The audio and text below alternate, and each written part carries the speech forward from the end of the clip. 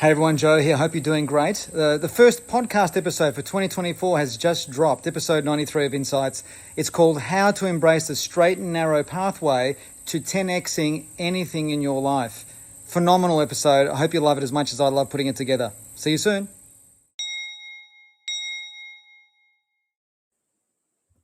Hey everyone, Joe Parner here, and welcome to episode 93 of Insights, our first one for 2024. It's arrived. We are here, January 2024. Oh my Lord. So I hope you're all doing great. And what I want to share with you today is, what the title of today's podcast is, How to Discover the Straight and Narrow Pathway to 10xing Your Life. Now, what does this mean, this 10xing Your Life business? Well, first of all, this 10xing business was inspired quite profoundly by one of the books I read over the holidays, which was a book called 10x is Easier Than 2x by a fellow called Dan Sullivan. Much thanks and gratitude to my beautiful friend Colin Boyd, who referred me to this book over the holidays. And so in essence, what this is about transformation. It's about moving from the mundane to the extraordinary and how to do that.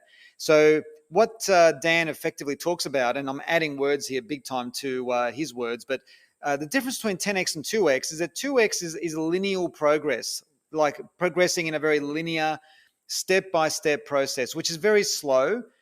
If I can say it like this, it would mean that probably a small percentage of 2024 is going to be different to 2023, but the majority of 2024 would be the same. That's linear progress. It's very slow. And it takes, a decade to even notice the difference. It's kind of like watching the grass grow. You know that it's growing, but it just takes bloody time, right? Versus 10x. 10x is transformation. 10x is where, like we've had here in Noosa in Queensland over these holidays, lots of rain, where literally overnight the grass grows like noticeably. My God. Transformation. So transformation is fast. Transformation is fundamental. It is something that is quite earth-shattering in a beautiful way. So I'm going to add lib here to what Dan Sullivan spoke about in his wonderful book. So 10x there's two things that sit at the very center of 10xing.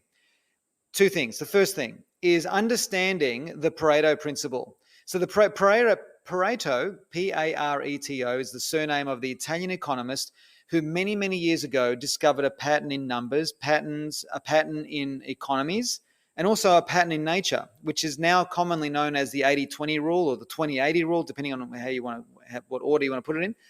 So to give an example, in nature, 80% of the canopy of a forest is produced by 20% of the trees.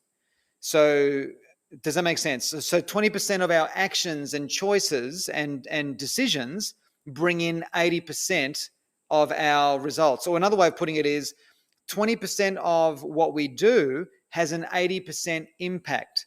But you can also live your life in reverse to that.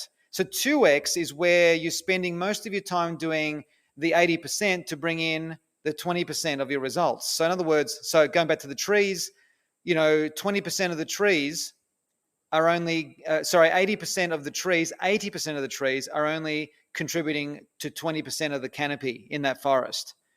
80%. So there's certain actions that we can take that are on the 80% side that only bring in 20%. I hope this is making sense. So 2xing is where you're focusing on the 80%. So it's, in other words, to translate this to everyday language, 80% is just doing what you've always done. It's what is familiar. It's what's known. It's 80% is doing what you were doing last year because that seemed to work okay, and what's worked for the last 10 years that's worked okay, whether that's in our finances, our health, our spiritual development, whatever it might be. Whereas 20% is looking for the extraordinary. So 80% is racked and riddled in familiarity, certainty, safety, comfort. It's what we've always known. 20% is riddled in curiosity and the unknown.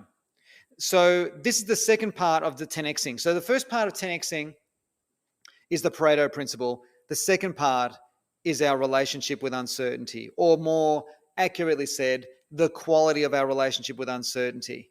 And most people have a very unhealthy relationship with uncertainty for many reasons, because human behavior is very complex, as I'm sure you agree.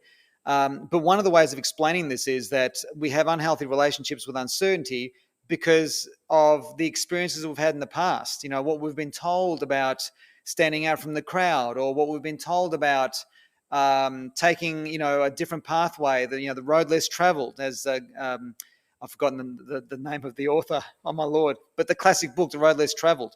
Have a look at it on Amazon. It's a classic book. It's fantastic. And so the road less traveled. So most of us have been discouraged from doing that, or doing something different in the way that we live our lives, or our lifestyle, the way we spend our money or invest our money, for example, or whatever it might be. I've certainly experienced this, many times in my life, when I've chosen consciously to move from the mundane to the extraordinary by making different decisions. And so when I first started my coaching business back in 2006, it was as scary as all heck, but yet it needed to be done, because often what shifts us from the 80% to the 20% is that we realize that if we don't make this decision, we're bound to repeat what we've always had, and what we've always had is slowly killing us. It's almost like a very slow form of suicide. Like, it's a very slow form of it, just doing what we've always done, right? Our spirit dies, our curiosity dies, our energy dies, our vitality starts to go away. Does that make sense? Versus embracing something new and unfamiliar. So uncertainty is known in many different ways to many different people. For some people, uncertainty is trust. For some people, it's faith. For some people, it's challenge. For some people, it's adventure. For me, uncertainty is commitment to purpose. Commitment to purpose. And commitment to purpose is having a commitment to what makes your soul truly sing. And that's the essence of it. So to go on to embrace the straight and narrow pathway to create any form of transformation. So transformation means where your previous level of experience has been completely replaced by a new level, or multiple planes higher levels of experience.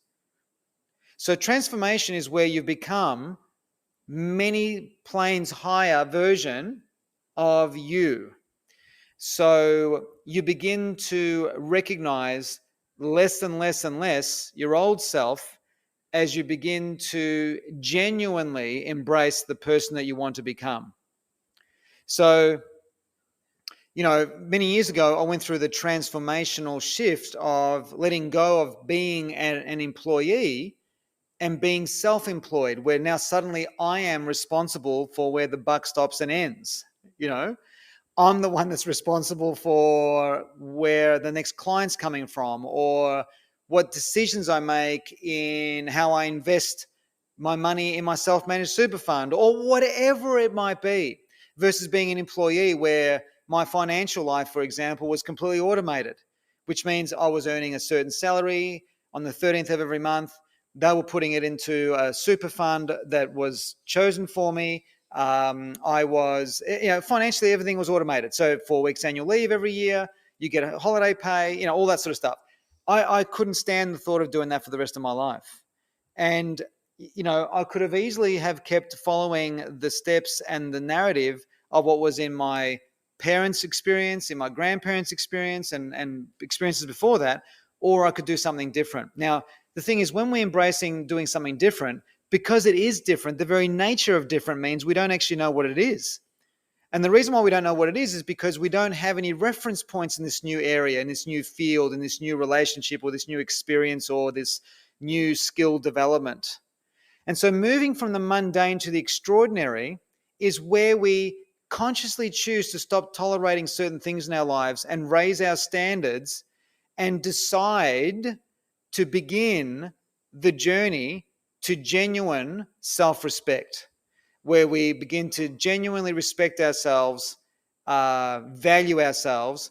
And as I shared at my book launch last year, one of the transformations, some transformations are very, very subtle. And one of the most subtle transformations, so a subtle transformation is a transformation that others around you don't necessarily notice, but you notice it in you. So an example of that for me was when I noticed that I began genuinely valuing my own opinions of different things, or my own thoughts about different things, as much as I value other people's thoughts and opinions on things. That was a massive transformation for me internally.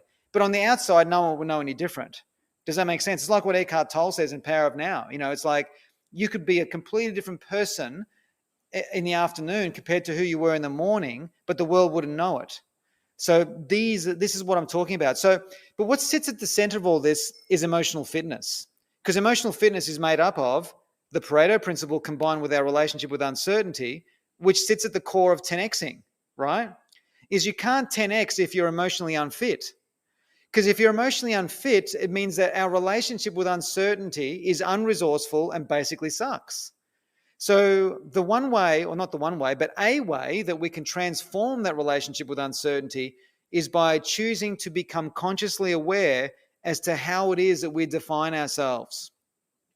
There are 5 core principles that sit at the heart of emotional fitness. Identity is one of them. And our identity is simply how it is that we define ourselves.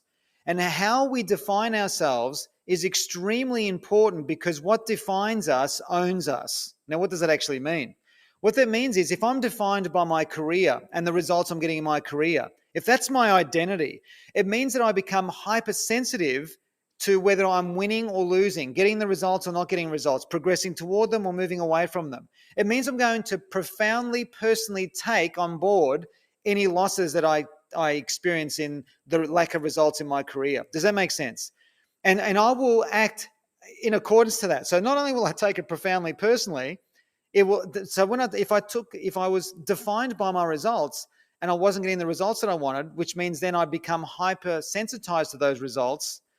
Now those results own me. My outcome or lack of outcome owns my psychology, owns my philosophy, owns my energy, owns my perspective, owns my perception. It's basically I'm allowing the results to live rent-free in my head. Does that make sense?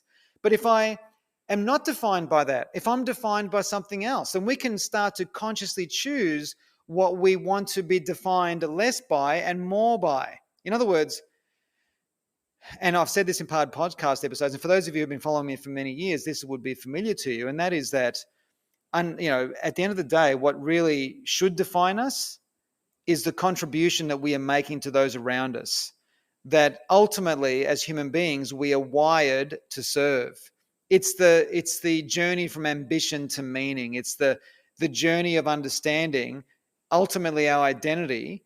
Well, it's not ultimate. I'll get to the ultimate in a moment. Our identity needs to transform from being defined by our results and our material possessions to being defined by our legacy and what we are leaving behind. Legacy of relationship, legacy of conversation, legacy of transformation.